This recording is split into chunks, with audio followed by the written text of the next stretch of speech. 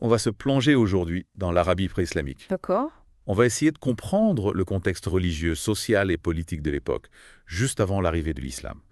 Vous savez, cette période est souvent mal comprise, on a beaucoup de clichés, d'idées reçues. Oui, c'est vrai. On imagine souvent une Arabie totalement païenne, ignorante de tout monothéisme, mais la réalité est bien plus complexe. Exactement. Alors pour commencer, imaginez l'Arabie avant l'islam. Hmm.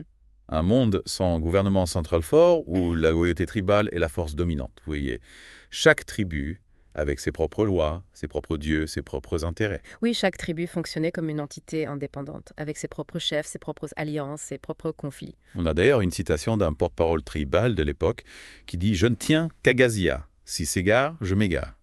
S'il retrouve le chemin, je retrouve le mien. » Ah oui, cette citation illustre parfaitement l'importance de l'identité tribale. La survie de l'individu et de la tribu passait avant tout. Absolument. Pas de roi, pas de loi commune pour surmonter les difficultés. C'était chacun pour soi, en quelque sorte. En quelque sorte, oui. Mais il y avait quand même des lieux et des événements qui rassemblaient les tribus, comme les foires commerciales ou les pèlerinages religieux. Ah oui, c'est vrai. Et justement, parlons du Hijaz, cette région qui abritait la Kaaba, le lieu saint le plus important de l'Arabie. Le Hijaz jouait un rôle central, à la fois politique et religieux. Il était considéré comme le protecteur de la Kaaba et son système de gouvernement était assez unique. Un mélange de pouvoir séculier et de direction religieuse.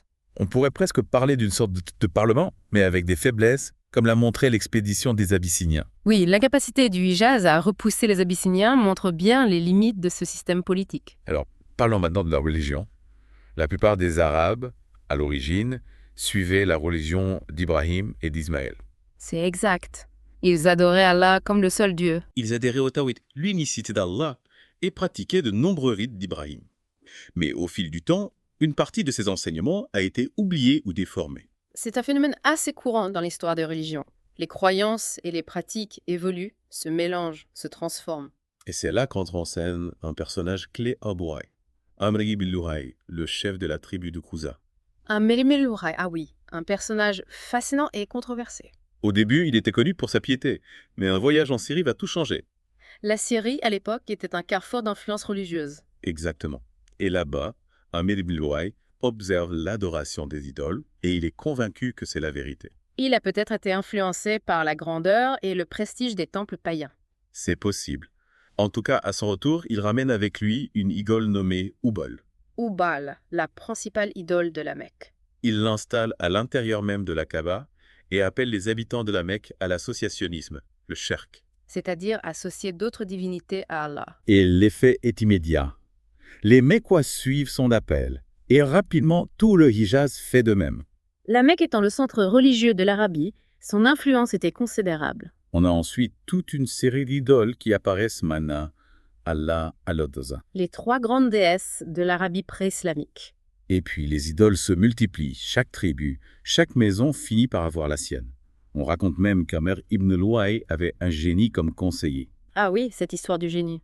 Ce génie lui aurait révélé l'emplacement des idoles du peuple de Noé, enterrées à Jida. Une légende, bien sûr, mais elle montre à quel point les gens étaient attachés à ces idoles. Il comptait sur elles pour obtenir de l'aide, de la protection, pour intercéder auprès d'Allah. Il leur faisait des offrandes, des sacrifices, des immolations. Il leur dédiait une partie de leur nourriture, de leur boisson, de leur récolte. Le Coran critique d'ailleurs ces pratiques. Oui, le Coran condamne l'associationnisme et l'idolâtrie. Il rappelle que seul Allah mérite d'être adoré. Les associationnistes avaient aussi développé tout un tas de superstitions et de tabous.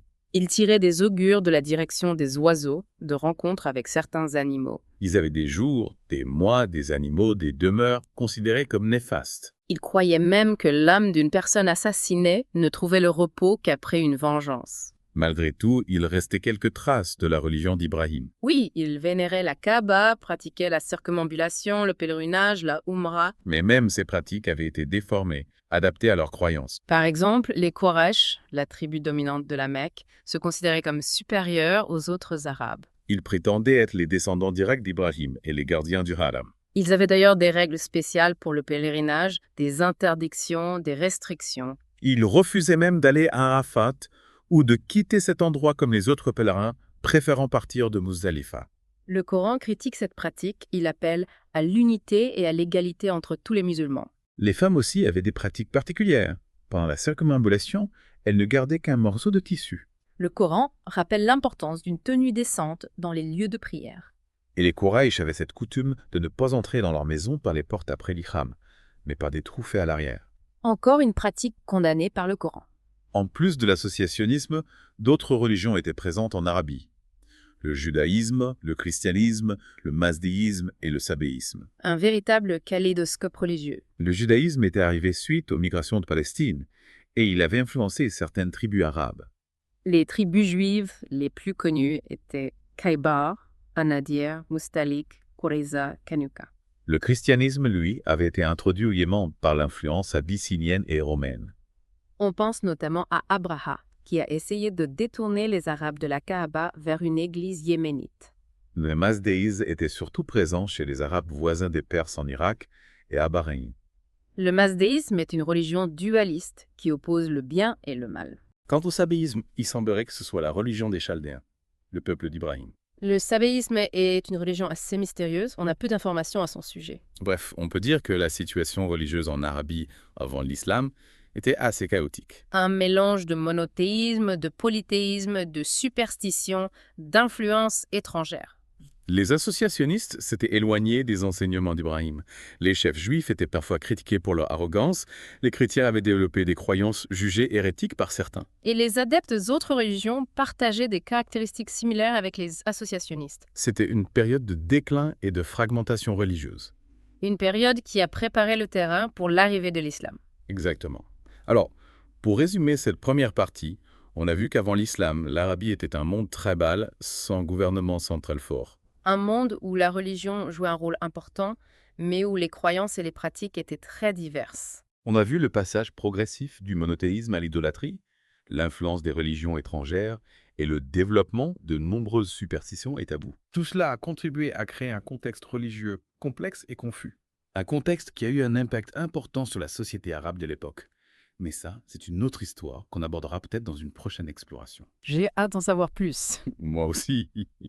En attendant, je vous laisse avec cette question. Considérant ce paysage religieux fragmenté, comment un message spirituel unificateur a-t-il pu être perçu par les tribus et les communautés d'Arabie à cette époque? Qu'est-ce qui a permis à l'islam de s'imposer? Une question passionnante qui mérite réflexion. À bientôt pour de nouvelles plongées dans l'histoire et la culture.